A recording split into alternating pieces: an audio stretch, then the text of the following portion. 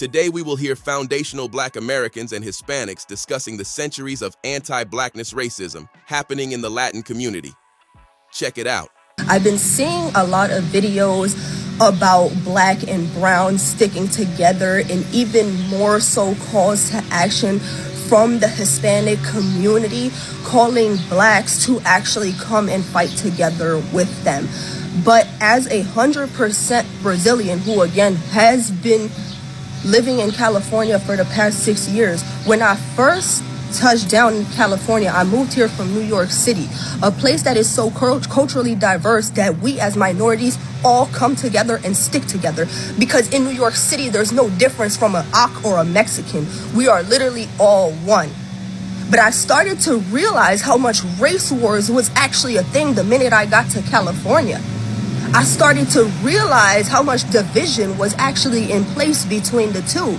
A lot of the times, Mexicans look at me and they can't really quite put their finger on what exactly I am. Like, a lot of people, they look at me and they don't automatically resort to, oh, she's Brazilian. Most people honestly generally think I'm either Puerto Rican or Dominican, and Dominicans are also Black. But the reality of the matter is, I've always stood with the Blacks, and all of the closest people to me, all of my loved ones, are Black. So from their eyes looking in, they've always treated me as, she's not one of us, she's opposite of us. You know, why is it that Mexicans treat other people of other races a certain type of way simply because, oh, they're not one of us? But the minute that you guys are faced with this oppression, now you guys want everybody to stand with you. I always feel like I'm never Latina enough because of my skin color, because of my hair. I would just hear my family be like, oh, don't go out with somebody that's dark-skinned, que no salga con un negro. Arregla la raza. Dark skin in the Latino community isn't considered beautiful. We've been colonized so poorly that we want to identify with being white so much, not all of us, but many of us, that we look down on dark skin. Tú como negro latino tienes dos problemas. Primero, eres negro, te discriminan por negro. Y segundo, eres latino y te discriminan por latino. Eso es doble minoría. I remember when I was a kid, I looked at myself in the mirror. Yo dije, esta nariz, estos labios que tengo yo, I'm ugly. ¿Sabes qué yo era? Porque yo pensaba. The melanated people of Latin America is in the most deepest, sunkest place ever. They literally think they're descendants of the conquistadors. What happened? You couldn't put your dark-skinned grandmother in the closet? Yeah, that's what they call it. When you're racially absorbed, when they absorb you culturally, it's called putting your Black grandmother in the closet because they didn't breed it the Blackness out. They didn't breed it the melanation out. It was successful. But in this case, it didn't work for these people. So they're outcasts of their society, and they represent millions of other melanated people in Latin America. Because when it don't work, they outcast you. And then they turn around and tell you, hey, we're all one. This word, we're all one. And mind you, Latino is not a nationality. This is an identity that's colonized, coded. Yeah, this applies to the people who colonized Latin America, the Americas, not the people that was already there or the people that was brought there, aka transatlantic slave trade. And now these people are frustrated because they couldn't absorb their Blackness. And this is the community you talk about, oh, it's Black and brown unity. You're culturally anti-Black. You still adopted the ideology of the elitists, of the conquistadors. So how could you unite with something that you're totally against? It just doesn't make sense, like oil and water. But yeah, talk about people that's in a deep, sunken place. Look no further than the melanated people in Latin America. So the Hispanic, Latino, Spanish-speaking community in America has, at this point, demonstrated a pattern of going into predominantly Black communities and basically taking that community for themselves. We've seen it in LA. It was a slow, gradual process. We've seen it also in San Diego. We've seen it, I would say, in various cities in California. We've seen it in Miami. And now there are Black people in different cities across America that are being more vocal about what's happening in their communities as well, like Houston, for example. And what happened is a lot of Latinos, Hispanic people, Spanish-speaking people, when they, especially with the cities where like it happened, like it was a slow, gradual process, and like now it's basically like the process is done. A lot of people from that community, they came into the Black community, they got jobs, and then once they got to the point where they were in positions of like where they could be hiring managers, they started to only hire their own people who could speak Spanish. And what they have done and are doing is they exploited the fact that America did not have a official language, like legally, federally. They exploited that. And they also, up until recently when Trump did the executive order saying that English is, the official language, but they exploited that, and they then would hire people, they would favor people who spoke Spanish, and they would even hire people who only spoke Spanish. So they would like, and people will argue you down that that's not happening. No, I know for a fact that that is happening, because I've gone to lots of businesses where they are American corporations, where the people employed, there are some who are Spanish English bilingual, but there are some workers who don't speak a lick of English, and they have to go find that bilingual worker that speaks English to help an English speaker. But that's another topic. So what they did was what I call it is a Jim Crow-esque tactic of saying that you have to speak Spanish, making speaking Spanish a requirement. They'll say you have to be bilingual, but what they specifically mean is you have to be an English-Spanish bilingual, because there's lots of people out here who are bilingual. They speak English and something else, not Spanish, but they speak something else. So them talking about, oh, you have to be bilingual, like, no, you have to speak Spanish. And really, they don't give a damn if you can speak English. They really want you to speak Spanish. And I say that is a Jim Crow-esque tactic, because you are purposely blocking out people, Americans, who don't speak Spanish. Because you know why? Americans were not taught Spanish in school. But back to the point about them going into predominantly Black communities and using this tactic, this Jim Crow-esque tactic of saying like, oh, you got to speak Spanish. So eventually the city transforms to where it's like the only people in positions, the only people that have jobs. Like, it starts off, and the low wage working industries and stuff. But eventually it gets to the point where it's like they once they get into positions of authority in any industry or sector, they are favoring people who look like them. Because why did LA transform the way that it did? Why did San Diego transform the way they did? Why did so many cities that were predominantly Black transform to the point where they're predominantly Spanish speaking, predominantly Latino? That is why. And I believe that is a very colonialist, very imperialistic type of behavior. I'm gonna call it out and say what it is. Man, so y'all know about the Ashley Gonzalez situation, right? So I've been, just scrolling and shit, seeing a bunch of Latino creators talking about how she's not a representation of the Latino community. She is a direct representation of the Latino community, man.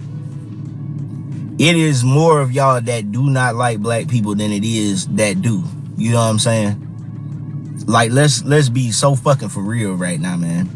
I don't know what Black people ever did to Latino people that, they can't stand us so bad, other than Latino people just want to be player two to white supremacists because they're on top, of course. You know what I'm saying? A lot of immigrants and people from different countries and shit come over here, even Africans, they come over here with this stigma about us because of white supremacists. And like I said, it's almost like a competition between minorities when they come over here. Like they have to outdo us, outshine us, talk bad about us and all this and that, knowing our history in this country. And yeah, it is a direct reflection of how you all are raised. You all are raised this way. Y'all come from y'all homelands with this type of shit on y'all mind. You know what I'm saying? Now, me personally, I ain't got no problem with Latino people. You know what I'm saying? Because I don't really care. You know what I mean? I only focus on me and my family. You know what I'm saying? But at the end of the day, let's not sit up here and act like that's not who y'all are. Ashley Gonzalez is who y'all are. The majority of y'all. Now, I'm not saying all of y'all are like that, but the majority of you are. The majority of y'all voted for the orange man. Like, let's keep it a buck. If you go down to Miami, you will see how those Cuban people in Miami treat black people, man. You will see how they treat black people. The Mexicans in Los Angeles, you can see how they treat black people. You know what I'm saying? Everywhere they treat us bad. You know what I'm saying? They always got something bad to say about us. Ashley Gonzalez, she just decided to let that shit out. She said that it felt like a breath of fresh air to say the N-word, to call that black man an N-word. She said that we deserve to be slaves because all we know how to do is steal. Where does that come from? Who did she learn that from? That is a part of y'all culture to hate black people, man. That's a part of most people's culture to hate black people. All over the world, people hate black people. Why? Y'all say we criminals. Y'all say we steal. Y'all say we do all these things. We do everything that any other human being on this planet does. There's good people and bad people, bruh. Look at Mexico. You got the damn cartel down there running up on resorts and shit. You know what I'm saying? Kidnapping people. Doing all types of things to people, man. Oh, but that means nothing? Look at the Italian mafia. Look at the white supremacists. Look at what they've done. Look at the Japanese. Look at the Chinese, the triads, the Yakuza. You know what I'm saying? Everybody got some type of criminality in their culture, in their race. Let's keep it a fucking buck, man. That's y'all's representation. That is y'all's representation. Ashley Gonzalez is a direct representation of the Latino community. Y'all treat black people bad in y'all home countries. But yes, that's how y'all were raised, to hate black people. Why? I don't know, and I don't really give a damn. But let's not sit up here and act like that's not what y'all do. Let's not do that. We're not gonna play this game. Now, some of my people, they might, give y'all a pass, let y'all slide with the shit, kiss up on you and kiss your ass and shit. But most of us are not. We're not buying that shit, man. We're not buying that shit, because why would she say something like that? Why would she say it felt like the world stopped when she called him the N-word? She had been holding that back. She had been holding that back deep down inside. Deep down inside. Now, white people have been voting to kick y'all out this country, sending y'all back to wherever y'all homeland is or whatever your ancestry is from. They've been pushing for that shit, harassing you, doing all kind of shit. But all you got is smoke for black people who ain't did shit to you. The most that we've ever said about this entire situation is that, hey, y'all on your own, because of the racial history that we have with y'all, because y'all don't like us. That's why we say, hey, it's always black and brown when there's something in it for you. When there's something in it for you, it's black and brown. If we trying to get something else, oh, what about black and brown? What about black and brown? But when you getting something, it ain't no black. It ain't no black, it's the Latino community. Let's be so fucking real right now. Know what I mean? But yeah, man, y'all check your people, man. Check your people. We shouldn't have to check your people if that's not a representation of y'all. Check your people. Well, I'm really annoyed with the Latinos in the comments still trying to deny that Mexicans are not racist or that so-and-so are not racist. They're definitely racist. Like, there's a racist issue in Latin cultures. For example, the older Latinos in our families would literally tell us to stay out of the sun if we were getting too dark. And they, like, even me, they would sometimes, if I was getting too dark, if I was getting too tan, they'd be like, oh, you're getting a little prieto, you gotta stay out of the sun. Like, no, that's not okay. We were just kids trying to have fun. So I just wanted to have a little conversation with y'all about like Hispanic people using the N-word. I was rewatching some episodes of Baddies when Gretchen was saying the N-word. And here's my thing. I feel like us as the Black community, we need to stop allowing people who are not Black to use the N-word. Okay, we need to stop inviting people to the cookout just because they know how to whip a nay-nay. You feel me? Because a lot of these white tea people, a lot of these Hispanic people don't f with us. Like, a lot of Hispanic people voted for Donald Trump and then want to be mad that ICE is taking away their families. Bitch, you voted for him.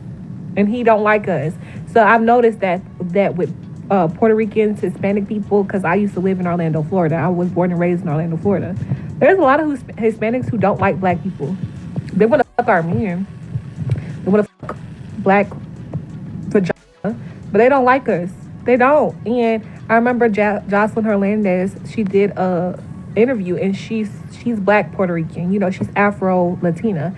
And so she was talking about how in Puerto Rico, there are a lot of Puerto Ricans who say, oh, I'm not Black. Like, I'm not Afro-Latina. I'm not a Negro. Like, they don't identify as Black. And so I looked up the demographic in Puerto Rico, and 64% of the Puerto Ricans in Puerto Rico are European Puerto Rican, and then it's like 20-something% of them are African descent.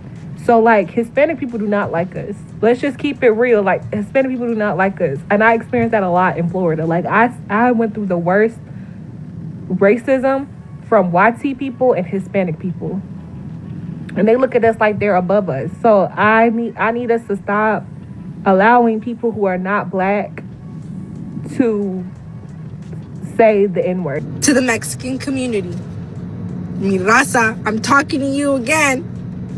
And I love you guys, but we need to do better. Stop teaching our youth not to like their melanin skin. Stop telling our kids to stay out of the sun because they're gonna get darker.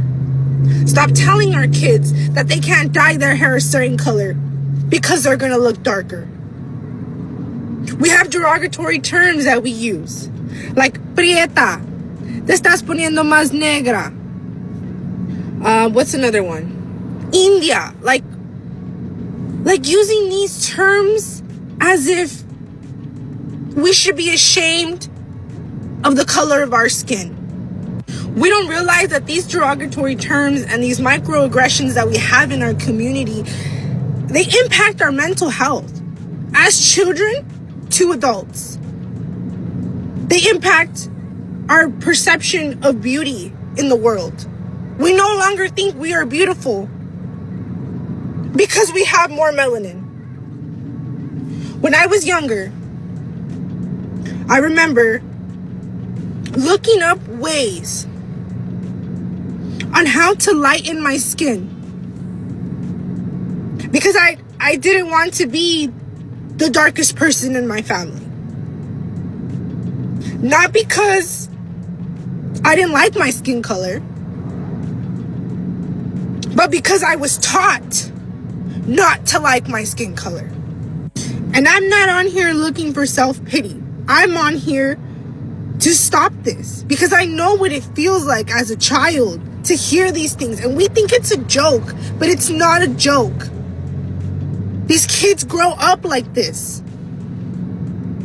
We grow up to think that we are not beautiful because we are not white. But look at me. Look at my skin color. Look at this. This is beautiful. And for anyone else who has experienced the same thing, I want to let you know that your color is also beautiful. Whether you have a lot of melanin or you don't have any melanin at all, you're still beautiful. Don't teach me to hate myself because I represent our people. My skin color represents our people. The way I look represents our people. I personally want to thank the ex-Houston police officer, Ashley Gonzalez. Thank you. Thank you for that. Thank you for that. I want to thank you for your racist rant that I know you did not intend to be leaked, but thank you for doing that. People get upset when people go on racist rants or find out somebody is bigoted or something.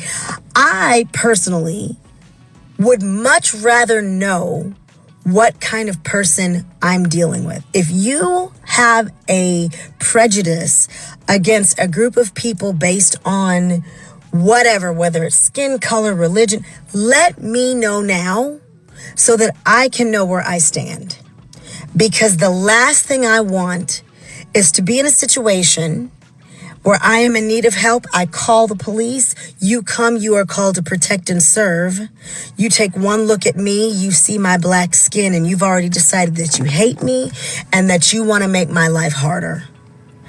Thank you for letting us know, letting the world know. And I honestly wish that people who have any type of prejudice, I wish it could be tatted on their chest so that the world can then navigate how to handle that person. There's too many closet bigots and racists that do what they do, and they can cause the damage that they cause because the people that they're around have no idea who they're dealing with. And there's so much of that in this country. And I know it's unrealistic, but it's like a sigh of relief when somebody's exposed like that. Because it's like, well, now we know. To me, it's like sundown towns, you know? Thank you for letting me know where the sundown towns are. Let me know where I don't need to be when the sun goes down. Tell me now. I don't want to be surprised. So whatever comes her way, let it come her way. But I really wish that more of that exposure happens because it is a lot more common than we realize. This is definitely no surprise to me. There's a lot of colorism in Latin America due to their colonization from Europeans. They discriminate against any dark-skinned person in their families, on their jobs, etc. For centuries, anti-blackness and colorism have existed throughout much of Latin America, rooted in European colonization, slavery, and caste systems imposed by the Spanish and Portuguese empires. Long before modern immigration debates, African-descended people in places like Brazil, Colombia, Dominican Republic, Puerto Rico, Mexico, and across the Caribbean were dealing with systems that privileged whiteness and often marginalized black identity. After colonization, societies developed racial hierarchies where lighter skin often meant greater opportunity, social acceptance, and economic mobility. That legacy did not disappear. It evolved into modern colorism, where skin tone can affect marriage prospects, hiring, status, and even how people are treated within their own families. Look at television and media in many Spanish-language countries. For decades, telenovelas, news broadcasts, and advertising often centered white-presenting or European-looking faces, while Afro, Latino, and indigenous people were underrepresented or stereotyped. That was not accidental. Media helped normalize who was seen as beautiful, educated, respectable, and powerful. This is bigger than personal prejudice. It has been structural. Even scholars in Black American studies and Latin American studies have examined anti-Blackness not only as social bias, but as something embedded in institutions, schools, policing, labor systems, and immigration hierarchies. The myth of racial democracy, especially in places like Mexico and Brazil, often hid deep inequalities rather than solving them. And when people migrate, they do not leave all social attitudes behind. Most times, class prejudices, color hierarchies, or anti-Black stereotypes will travel too. In the United States, that has at times contributed to tensions between some immigrant communities and some foundational Black American communities, especially around jobs, housing, politics, and economic competition. That does not mean every immigrant is anti-Black. It does mean these tensions have real historical roots and should not be ignored. This is where voices like Dr. Claude Anderson become part of the conversation. Dr. Anderson argued that Black Americans should focus on group economics, political self-interest, and not assume automatic coalition politics where interests may diverge. Whether one agrees with every argument or not, His warning was about power. Understand who is organized, who is competing, and who is protecting their own. And history shows any type of coalition with these immigrants has often been foolish. Political slogans about black and brown unity have sometimes obscured real conflicts over resources, voting priorities, education, and employment. Genuine solidarity has existed in some moments, but solidarity cannot be assumed. It has to be built on shared interests and mutual respect. Another important piece often missed is that anti-blackness in Latin America did not only come from Europeans. Colonial systems created incentives for mixed populations to identify upward toward whiteness and distance themselves from blackness. That psychological legacy, sometimes called blanqueamiento or whitening ideology, has shaped generations. Also overlooked is the presence of Afro-Latinos themselves, who have often been fighting these same systems from within. Black people in Latin America have long challenged racism, demanded representation, and organized against exclusion. For foundational Black Americans, the lesson is not simply to condemn others. The lesson is to study history clearly. Understand how anti-Blackness can operate globally. Understand how economics often drives political behavior. Understand that media can shape perceptions. And understand that coalition without leverage can become dependency. Wake up to history. Wake up to power. Wake up to self-interest. Because if you do not understand how colonialism created racial hierarchies across the Americas, you may mistake a centuries-old system for isolated incidents. And if you do not understand how those systems still influence politics, immigration, labor, and media today, you may keep expecting unity where there is no shared agenda. As Dr. Anderson has argued for decades, no group rises without building for itself first. Tell me what you think about this topic. Hope you find the information in this video informative. Feel free to like, subscribe, share, comment. Thanks for watching.